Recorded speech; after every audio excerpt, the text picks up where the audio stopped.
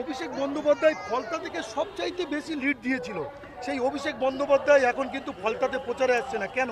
জাহাঙ্গীর খান নেই, ওর মতো কেউ নেই। ও যে যা করেছে ও একদম খারাপ কাজ করেছে। ও যে সবাইকে জ্বালিয়েছে, জাহাঙ্গীর খান, তোমার ইসরাফিল, এদের মতো কেউ নেই। ভোট দিতে দিত না, ভোট দিতে দিত না, ভোটকে হুমকি দিত, আমাকে নিজেকে হুমকি দিয়েছে। আমি কথা বলে নেওয়ার চেষ্টা করবো। এখানে যে সমস্ত বয়স্ক মানুষরা রয়েছে, এই যে অভিষেক বন্দ্যোপাধ্যায় আসছেন না প্রচারে, জাহাঙ্গীর খানও আসছেন না, আমি কথা বলে নেওয়ার চেষ্টা করবো যে এই যে অভিষেক বন্দ্যোপাধ্যায় প্রচারে আসছে না এখানে, হ্যাঁ, জাহাঙ্গীর খানও প্রচারে নেই, কি বলবেন?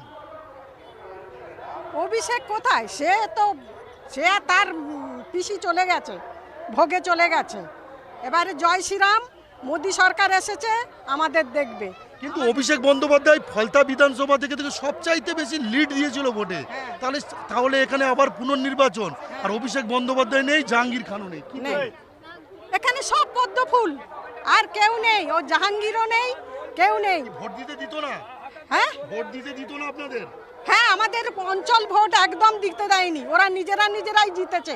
যতটা অঞ্চল ভোট হয়েছে যেতে আমাদের দেয়নি। যারা গেছে দিতে, ঘাড় ধাক্কা দিয়ে বের করে দিয়েছে।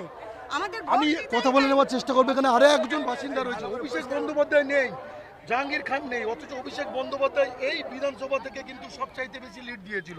টোটালি গুন্ডা বাহিনীর দ্বারা যারা বিরোধী করত তাদের ঘরে গিয়ে টার্নিং দেওয়া হতো, ঠেট দেওয়া হতো, কিংবা তাদের বউ বাচ্চারা যারা ধরো স্কুলে যেত, পড়তে যেত, বলে দেওয়া হতো যে স্কুল থেকে ফিরতে পারবে না। আর এখানে বলা হতো যে বিজেপির কোনো সংগঠন নেই, সংগঠন করতে দেওয়া হতো না, কেসের পর কেস দেওয়া হতো, মানুষকে টোটালি হয়রানির মধ্যে। আর নেই কেন প্রচারে? নেই কেন প্রচারে নেই? ওনারা বুঝতে পেরে গেছে, সনাতনীরা জেগে গেছে, আর এখন গণতান্ত্রিক অধিকারটা ফিরে পেয়েছে। কি বলবেন? ও যেটা বলছে ঠিক বলছে। আমাদের বাড়ি ঘর সব ভেঙে দিয়েছে, আমাদের ঘরে হচ্ছে থাকতে দেয়নি। 2021 থেকে পুরো ঘর ছাড়া আমরা, ঠিক আছে, আমাদের হচ্ছে ফলতা থানা হচ্ছে অঞ্চল।